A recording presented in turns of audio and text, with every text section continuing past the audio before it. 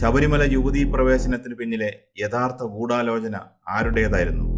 മുൻ Devaswom board president പത്മകുമാറിന്റെ പുറത്തുവരാനിരിക്കുന്ന ആത്മകഥ കേരള രാഷ്ട്രീയത്തിൽ ഒരു വൻ ഭൂകമ്പത്തിന് തിരികൊളുത്തുമോ? പത്മകുമാറിന് നിർദ്ദേശങ്ങൾ നൽകിയ ഉന്നതൻ ആര്? ഉടൻ പുറത്തിറങ്ങുമെന്ന് പറയുന്ന ഒരു ആത്മകഥ കേരളത്തിലെ പ്രമുഖ രാഷ്ട്രീയ പാർട്ടിയെ എന്തിനാണ് ഞെട്ടിക്കുന്നത്? മുൻ ദേവസ്വം ബോർഡ് പ്രസിഡന്റും CPM നേതാവുമായ പത്മകുമാർ ഒരു ആത്മകഥ എഴുതാൻ ഒരുങ്ങുന്നു എന്ന വാർത്ത പുറത്തു വന്നതോടെ വലിയ ചർച്ചകളാണ് രാഷ്ട്രീയ അണിയറകളിൽ നടക്കുന്നത്. പുറത്താക്കേണ്ട സ്ഥാനത്ത് സസ്പെൻഷനിൽ കാര്യങ്ങൾ ഒതുക്കിയ പാർട്ടിയുടെ തന്ത്രപരമായ നീക്കം പത്മകുമാറിനെ പാർട്ടിക്ക് എത്രത്തോളം പേടിയുണ്ടെന്നതിൻ്റെ വ്യക്തമായ തെളിവാണ്. ശബരിമലയിലെ സ്വർണ്ണക്കൊള്ളക്കേസിൽ 8ാം പ്രതിയായി പത്മകുമാറിനെ പ്രത്യേക അന്വേഷണ സംഘം അറസ്റ്റ് ചെയ്തിരുന്നു. മാസങ്ങളോളം അദ്ദേഹം ജയിലിൽ കിടന്നു. ഒടുവിൽ കുറ്റപത്രം വൈകിയതോടെ ജാമ്യത്തിൽ പുറത്തിറങ്ങി. അപ്പോഴൊന്നും യാതൊരു നടപടികളും എടുക്കാതെ സംരക്ഷിച്ചു നിർത്തിയ ശേഷം തെരഞ്ഞെടുപ്പിലെ പാർട്ടിയുടെ കനത്ത തോൽവിക്ക് ശേഷമാണ് പത്മകുമാറിനെതിരെ നടപടിയെടുക്കാൻ CPM പത്തനംതിട്ട ജില്ലാ കമ്മിറ്റി ഒടുവിൽ തയ്യാറായത്. പക്ഷേ ഇവിടെയും വളരെ മയത്തിലാണ് നടപടി. പാർട്ടിയിൽ നിന്ന് നേരിട്ട് പുറത്താക്കേണ്ട അത്രയും വലിയ അഴിമതി കേസും കടുത്ത ജനവികാരവും ഉണ്ടായിട്ടും പാർട്ടി പത്മകുമാറിനെ വെറും സസ്പെൻഷനിൽ ഒതുക്കി. സാധാരണ ഇത്തരം കേസുകളിൽ കാണിക്കുന്ന കാർക്കശ്യം ഇവിടെ ഉണ്ടായില്ല. ഇതിന് പിന്നിലെ യഥാർത്ഥ കാരണം പത്മകുമാറിൻ്റെ ഒരു ഭീഷണിയായിരുന്നു. തനിക്കെതിരെ കടുത്ത നടപടി ഉണ്ടായാൽ താൻ എഴുതാൻ പോകുന്ന ആത്മകഥയിൽ തനിക്കെതിരെയുള്ള ആരോപണങ്ങളിൽ പാർട്ടിയുടെ അത്യുന്നത നേതാക്കളുടെ പങ്കും അണിയറ രഹസ്യങ്ങളും പരസ്യമാക്കുമെന്ന് പത്മകുമാർ സുഹൃത്തുക്കൾ വഴി നേതൃത്വത്തെ അറിയിച്ചു. ആരാണ് ഈ പത്മകുമാർ എന്നുകൂടി മനസ്സിലാക്കിയാലേ കാര്യങ്ങൾക്ക് കുറച്ചുകൂടി വ്യക്തത വരികയുള്ളൂ. CPMൽ VS പിണറായി ചേരിതിരിവ് കാലത്ത് പത്തനംതിട്ടയിലെ പിണറായി പക്ഷത്തിൻ്റെ കരുത്തനായിരുന്നു പത്മകുമാർ. തുടർന്ന് അങ്ങോട്ട് പാർട്ടിക്കുള്ളിൽ പത്മകുമാറിൻ്റെ വളർച്ച പെട്ടെന്നായിരുന്നു. പത്തനംതിട്ടയിലെ കരുത്തനായ CPM ജില്ലാ കമ്മിറ്റി അംഗം, പിന്നീട് തിരുവിതാംകൂർ ദേവസ്വം ബോർഡിൻ്റെ പ്രസിഡന്റ് എന്നീ പദവികളിലേക്ക് അദ്ദേഹം ഉയർത്തപ്പെട്ടു. അതോടെ പത്മകുമാറിൻ്റെ രാഷ്ട്രീയ സ്വാധീനം വർദ്ധിച്ചു. 1991 കോന്നിയിൽ നിന്നും നിയമസഭയിലും എത്തി. എന്നാൽ പിന്നീട് നേതൃത്വവുമായി അദ്ദേഹം അകലാൻ തുടങ്ങി. ശബരിമല യുവതീ പ്രവേശന കാലത്തെ നിലപാടുകളും പിന്നീട് വന്ന വലിയ സാമ്പത്തിക ഭരണപരമായ തർക്കങ്ങളും പത്മകുമാറിനെ ഔദ്യോഗിക നേതൃത്വത്തിൻ്റെ കണ്ണിലെ കരടാക്കി മാറ്റി. പാർട്ടിയിൽ തനിക്ക് അർഹിച്ച പരിഗണന ലഭിക്കുന്നില്ലെന്ന തോന്നൽ അദ്ദേഹത്തിനുണ്ടായി. തുടർന്ന് അദ്ദേഹം പാർട്ടി അംഗത്വം പോലും പുതുക്കാൻ തയ്യാറായില്ല. പാർട്ടിയിൽ നിന്ന് മാനസികമായി അകന്നു കഴിഞ്ഞിട്ടും അദ്ദേഹത്തിൻ്റെ കയ്യിലുള്ള രഹസ്യങ്ങൾ കാരണം നേതൃത്വത്തിന് അദ്ദേഹത്തെ പൂർണ്ണമായി തള്ളിക്കളയാൻ കഴിഞ്ഞിരുന്നില്ല. എന്തുകൊണ്ട് ഈ ആത്മകഥയും പത്മകുമാറിൻ്റെ വെളിപ്പെടുത്തലുകളും പ്രാധാന്യമർഹിക്കുന്നുവെന്ന് നോക്കാം.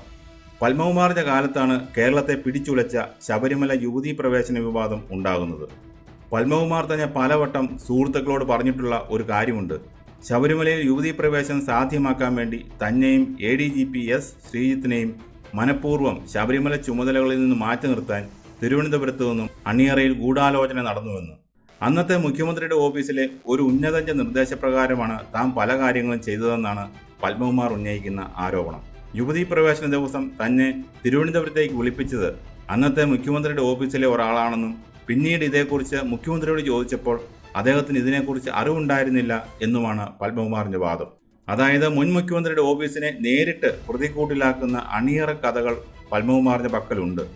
യുവതീ പ്രവേശനത്തിലൂടെ പാർട്ടിക്കുണ്ടായ വലിയ രാഷ്ട്രീയ തിരിച്ചടിയുടെ യഥാർത്ഥ ഉത്തരവാദികൾ ആരാണെന്ന് പത്മകുമാർ ആത്മകഥയിലൂടെ പുറത്തുവിട്ടാൽ അത് CPMന്റെ സംസ്ഥാന നേതൃത്വത്തെ ആകെ നടുക്കും. ശബരിമല യുവതീ പ്രവേശം മാത്രമല്ല, ശബരിമലയിലെ സ്വർണ്ണക്കൊള്ള കേസിലും ഉന്നതരുടെ ഇടപെടലുകൾ പത്മകുമാറിനറിയാം.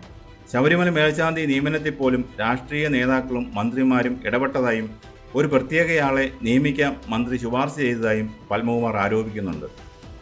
ഈ വിവരങ്ങളെല്ലാം പുറത്തു വന്നാൽ അത് കേവലം ഒരു പ്രാദേശിക അഴിമതി കേസെന്നതിനപ്പുറം പാർട്ടിയെ പ്രതിസന്ധിയിലാക്കുന്ന വൻ രാഷ്ട്രീയ വിവാദമായി മാറും. അതുകൊണ്ടാണ് സ്വർണ്ണക്കൊള്ള വിവരങ്ങൾ പുറത്തു വന്നിട്ടും പാർട്ടി ആദ്യം പത്മകുമാറിനെതിരെ നടപടിയെടുക്കാൻ മടിച്ചതെന്നാണ് ആരോപണം ഉയർന്നിരിക്കുന്നത്. ഒടുവിൽ അണികളുടെയും പൊതുജനങ്ങളുടെയും സമ്മർദ്ദത്തിന് വഴങ്ങി നടപടിയെടുത്തപ്പോൾ അത് വെറും സസ്പെൻഷനിൽ ഒതുക്കിയതും ഈ ബ്ലാക്ക്മെയിൽ തന്ത്രത്തിന് മുന്നിൽ നേതൃത്വം മുട്ടുമടക്കിയതുകൊണ്ടാണെന്ന് പാർട്ടിക്കുള്ളിൽ തന്നെ ആരോപണം ഉയർന്നു കഴിഞ്ഞു. ഒരുപക്ഷെ പത്മകുമാറിൻ്റെ ആത്മകഥ പുറത്തു വന്നാൽ എന്ത് സംഭവിക്കും? തീർച്ചയായും അത് കേരള രാഷ്ട്രീയത്തിൽ ഒരു ഭൂകമ്പം സൃഷ്ടിക്കും. തെരഞ്ഞെടുപ്പ് തോൽവിക്ക് ശേഷം പാർട്ടി വലിയ തിരുത്തലുകൾക്ക് ശ്രമിക്കുന്ന ഈ സാഹചര്യത്തിൽ നേതൃത്വത്തിലിരിക്കുന്ന പ്രമുഖർക്കെതിരെ ഗുരുതരമായ വെളിപ്പെടുത്തലുകൾ ഉണ്ടായാൽ പാർട്ടി പ്രതിരോധത്തിലാകും. ഒന്നാമതായി UDFും BJPയും ഇത് വലിയ രാഷ്ട്രീയ ആയുധമാക്കും.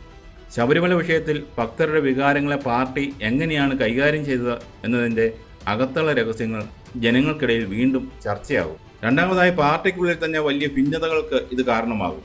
പത്മകുമാറിനെ സംരക്ഷിക്കാൻ നോക്കിയ സംസ്ഥാന നേതൃത്വത്തിനെതിരെ പത്തനംതിട്ട ജില്ലാ കമ്മിറ്റിയിലും താഴെത്തട്ടിലുള്ള അണികൾക്കിടയിൽ വലിയ അമർഷം പുകയുന്നുണ്ട്. ആത്മകഥ പുറത്തു വരുന്നതോടെ നേതൃത്വത്തിൻ്റെ വിശ്വാസ്യത അണികൾക്ക് മുന്നിൽ പൂർണ്ണമായി തകരും. പത്മകുമാർ ഇപ്പോൾ വലിയ വെളിപ്പെടുത്തലുകൾക്ക് തയ്യാറെടുത്ത് തൻ്റെ നിലപാടുകളിൽ ഉറച്ചു നിൽക്കുകയാണ്. അന്വേഷണ സംഘം കുറ്റപത്രം സമർപ്പിച്ച ശേഷം കടുത്ത നടപടിയിലേക്ക് നീങ്ങാനാണ് പാർട്ടിയുടെ ഇപ്പോഴത്തെ തീരുമാനം. എങ്കിലും പത്മകുമാറിൻ്റെ കയ്യിലെ ആത്മകഥാ ബോംബ് എപ്പോൾ വേണമെങ്കിലും പൊട്ടാം എന്ന അവസ്ഥയിലാണ്. ഈ ഒരു ഭയമാണ് പത്മകുമാറിനെ പൂർണ്ണമായി തള്ളിപ്പറയാൻ CPM മടിക്കുന്നതിന് പിന്നിലെ യഥാർത്ഥ രഹസ്യം. ആരാണ് ശരിക്കും പേടിക്കുന്നത്? ഉത്തരം വ്യക്തമാണ്. പത്മകുമാറിന് നിർദ്ദേശങ്ങൾ നൽകിയ അണിയറയിലെ ഉന്നതൻ തന്നെയാണ് ഇപ്പോൾ ഏറ്റവും കൂടുതൽ ഭയപ്പെടുന്നത്. വരും ദിവസങ്ങളിൽ ഈ ആത്മകഥാ വിവാദം കേരള രാഷ്ട്രീയത്തെ എങ്ങോട്ടൊക്കെ നയിക്കുമെന്ന് നമുക്ക് കാത്തിരുന്ന് കാണാം.